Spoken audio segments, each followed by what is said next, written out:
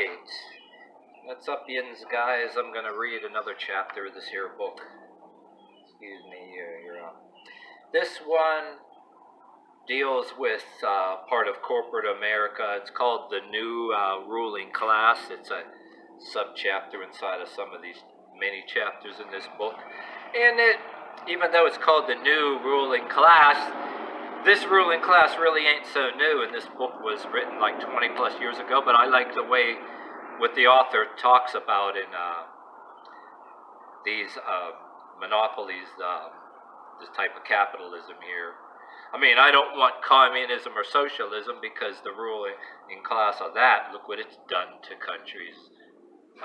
But the kind of bullshit here, this dovetails into religions, which the TV preachers have shitloads of money, fancy cars and airplanes, and why people actually worship those people when they claim they're worshiping God, people that don't give a damn about them and everything else. Sit there in their TVs, the people in fancy airplanes telling them this and that. They don't get it. Those people are just putting on their faces and performing on the stage because they're in their safe little world. And, well, keep that in mind when we see this chapter.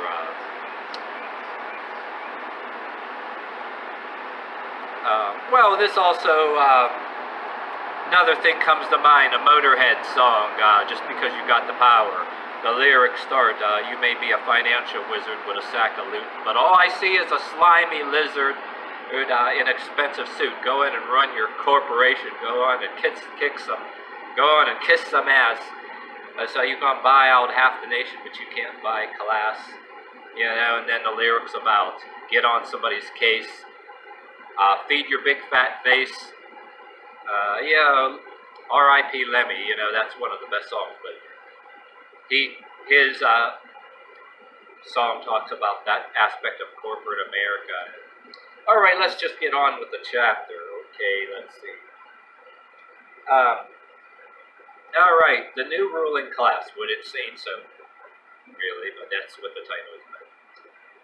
Well, it's new in a sense that it just updates its tactics, some of the same old ways, just dressed up in different names. But anyway, the new ruling class.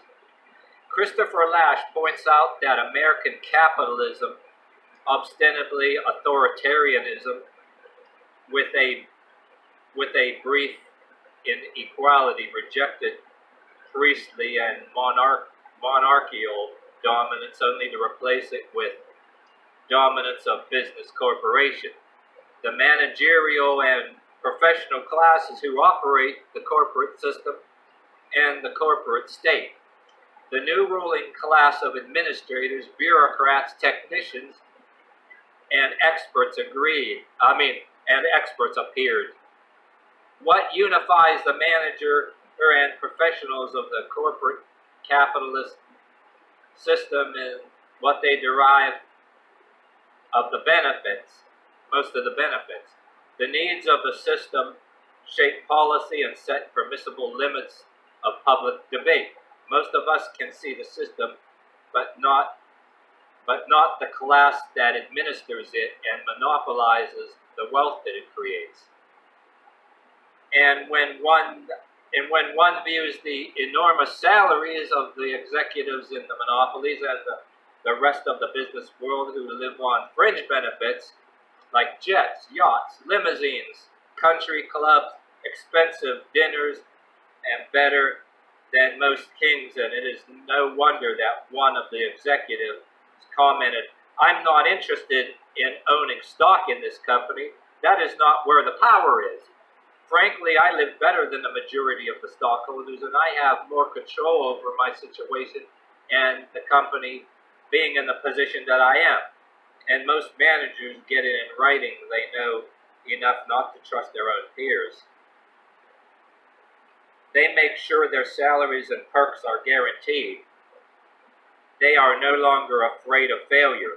The New York Times reported that the executives in the $500,000 to $1 million a year category are hired on contract, then fired in as little as 6 months. The same people go on to equally important and well-paying jobs in their companies. No longer is this considered failure. While many of the public may not be able to identify them, you can be sure that they are well known to each other. The point is they keep a low profile with the public intentionally so as to remain faceless and void of any public wrath falling on them. A good illusionist shows you the magic, not the mechanics of the illusion. The good con man relieves you of your money without you even being aware that it's gone. The corporate managers do that and much more serious damage without you being able to specifically identify it individually. Business not only tries to hide its motives, but frequently will lie about them even to themselves. Well, in a lot of cases now, still, not to disagree with the author, some of them are so clever to tell you what they're going to do in riddles and discreet little snarky little words on, CNN or in TV interviews and things. But then there's a lot of the ones that you don't see on TV that control all of these people that everybody has the conspiracies about that are there, in a way. Oh, I also add and pause this reading that I remember years ago, me and my mother used to do extra, like janitorial jobs for extra money. Like places that, when everybody's gone, as long as they see it's gone, you don't have a clock that you punch in and out, you get paid.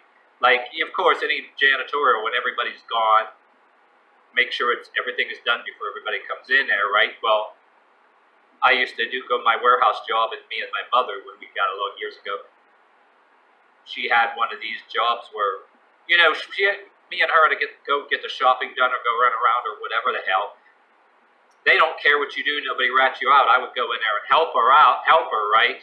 Get the job done, so it's done. And you still get paid for whatever hours, nobody really rats you out or anything. People know that, right? And one of the places we did, when my mother used to do this to an agency years ago, was a country club. And I kid you not, there was like, you had to go, back in drugs and all that. And there was a board over there with different names of, okay, this, about people that are late paying their dues, right? So anyway, I'm telling you this because there are people that are these wannabes, just because you get the would-be rich, the people that get into these country clubs. Some of them have trucking companies, different size companies too. And they get in there and pay their dues because they want to make friends, play golf next to them, friends that can do them favors. And some of them can barely afford to get in a country club because it costs like a lot of money. If you look up what a minimum cost, there are people that are in, unlike the corporate people that are in, this book is talking about, you get people that barely can pay for a country club, and they're trying to meet up with people like they're talked about in this book for favors or whatever the hell, make friends for whatever motives. And they're like people that maybe you get these different companies, trucking companies, owners of that they're not as huge as other trucking companies, and you can actually be a member of a country club and be living beyond your means. Well, there's a lot of people richer than us. They all living beyond their means, fancy cars, So even though the author was talking about these executives, there's a lot of people doing that shit beyond their means. But I had to laugh. I'm not making this up. Me and my mother did janitorial jobs. She worked for a while when she was younger, and worked through an agency. And then there's sometimes, after my warehouse job was done, certain days, she would go pick me up, and I would help her, get the trash done, help so to get out of there quicker.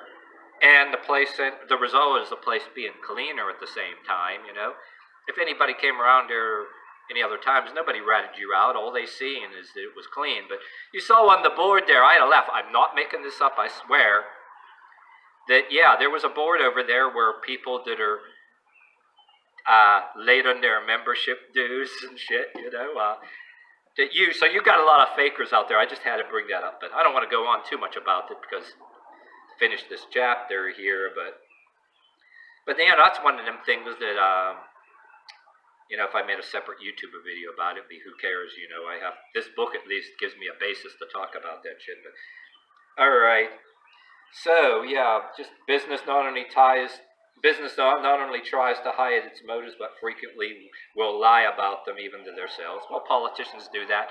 Them and politicians do that, but I say, like I said, not to disagree with the author. You get ones, on the other hand, tell you in so many words in a snarky way.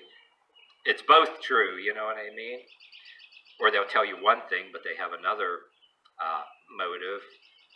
Reverse psychology, But anyway, in the days when British scientific brains were coming across the Atlantic in flood proportions, the deserters never admitted that never admitted that doubling, tripling, or even quadrupling their living standards was a prime reason for going west. No, the confessed lure was always the wider scope, the richer research and development budgets, the more scientific equipment. And right after World War II, U.S. business quietly smuggled in hundreds of Nazi scientists and other high-level brains with the help of the government. Oh, yeah, I see. I was looking at that on the History Channel. Yeah, you got the History Channel that talks about the Nazis, the documentaries. Well, then, once in a while you get Ancient Aliens now. I'm not talking about no aliens, but Ancient Aliens actually snags that story about the Nazi scientists, which is a fact, but they're using it as a basis to say that they found flying saucers and they don't want to tell us. But anyway, I gotta stick that in. But yeah, right after World War II, the U.S. business smuggled in hundreds of Nazi scientists and other high-level brains with the help of the government. Well, they sure as hell wanted the information that them war doctors got, as cruel as the experiments they were doing, and we had to stop them. They sure as hell wanted that research, you know what I mean, too. Ooh, they wanted all that info, too, so even the medical breakthroughs we have now were not obtained ethically. Definitely not, but that's another story. It was kept quiet so much out of the public never became aware of it until 60 Minutes exposed it in 1981. Those disinterested scientists who would have immigrated to the U.S. for unchanged standards of living could have been comfortably hijacked in one small executive jet, but Western society considers it shameful to admit doing anything, even something respectable, just for the loot. How often does a multimillionaire allow the making still more millions in his dearest hobby and most pressing motive? That he simply loves to roll around in the green stuff. On the contrary, the money, he says, is just figures on pieces of paper. Well, yeah, there you go, inflation and hyperinflation. All green paper, you know what I mean? The man, of course, clings to those pieces of paper like a starving octopus. Greed is a great motivator in all its forms. You can't disentangle greed for money of anything else from non-financial motives of equal force, such as ambition or power. 60 Minutes ran a profile on Malcolm Forbes of Forbes magazine, a multimillionaire who deals with the executives of big business by providing lunches on his yacht, a private wine cellar at his offices, where chefs prepare gourmet food, and a host of other perks which are all tax deductible. On the issue of unemployment and poverty, Mr. Forbes' callous attitude is that things must get worse before they get better. His lifestyle and many other executives is so far removed from the reality that he is not aware of the pain of the poor and disadvantaged people and could not identify with them if he tried. In justification of the Reaganomics, they say if business is allowed to retain more of its earnings, they will put it back into more plants and more jobs, which will help unemployment in the economy. They never say it will increase their profits even more. I have momentarily digressed, but it has been for the purpose of emphasizing the primary motive and reason for much of the scam, and to put a face on the faceless corporation. The actions of big business do a face on the face. All right, yeah, I lost my place. Sorry about that. The actions of the big business do not happen accidentally. They happen by division of individuals who not happen, who are hiding. Who are. Let's try this again. The actions of big business do a. Okay, the actions of big business do a. All right, here, lost my place again. The actions of big business. I'm kind of laughing about something that's popping in my head too. At the same time, it's distracting me. Cartoons, certain movies playing into my head. Well, Jim Carrey, remember the one Jim Carrey? Anyway, okay, let me try this again. The actions of big business do not happen accidentally. They happen by design of individuals who are not hiding. The larger danger, however, is that the BS in business has become institutionalized and is on the way to becoming ossified. What the fuck is that word anyway? But in the third wave, Toffler, whoever the hell Toffler is, in the third wave, Toffler shows that the educational and social systems trained and conditioned workers to meet the demands of the Industrial Revolution. And again, the YouTube video, The Story of Your Enslavement, the rise of the industrialists. The illusion of freedom depends on your productivity, and the only liberties you're graced with, not because they care about your personal liberties and freedoms, is that you'll be less depressed and be more productive. So your so-called liberties that you're graced with, the illusion of freedom, is based on your productivity in so many words. The workers were technically, psychologically, and socially conditioned to accept the discipline of dirty factories and uninteresting work. And again, the late George Carlin on his the YouTube clips are still up there. They want obedient workers, strong and smart enough to run the machines and do the paperwork, but yet dumb enough to passively accept everything, Got a wife and kids to support, I got to do what I'm told, Galbraith, whoever he is, adds that they were also psychologically conditioned to want more material things, which kept them motivated at their jobs. And of course, living on credit cards encourage you to get credit cards and be a debt slave. The cost of everything higher, you got to work more overtime. And raising minimum wage like everybody wants. Definitely nothing against it, but they do it, and they get you comfortable. Yay, raise minimum wage, and then gradually raise your taxes. The price of rent, house payments price of everything goes up. And like, say you get this much bucks an hour, and by the time they start raising taxes, raising everything, it's almost like you were making that minimum wage or whatever. You know what I mean? But okay, but on with the rest of the last words of the chapter here. In the same manner, colleagues are turning out MBAs by the thousands who embody and will perpetuate all these BS values, practices, and morality. Whether the system or individual will have to change first is difficult to answer, but it will be explored in later chapters, particularly bullshit morality, or morality bullshit. Oh, and that's the end of the chapter. And yes, I've been reading these chapters at random, and yes, the chapter, the author ends this with inviting you to read Bullshit Morality, or the Reality of Bullshit. I've already read it, and there's already a video there, because I'm not reading this from front to back. I'm not in chronological order. I'm just picking out whatever chapter I feel like. So there you have it. The end of this one, I'm going to render it, make it smaller so it's easier to upload. I got a few more to do.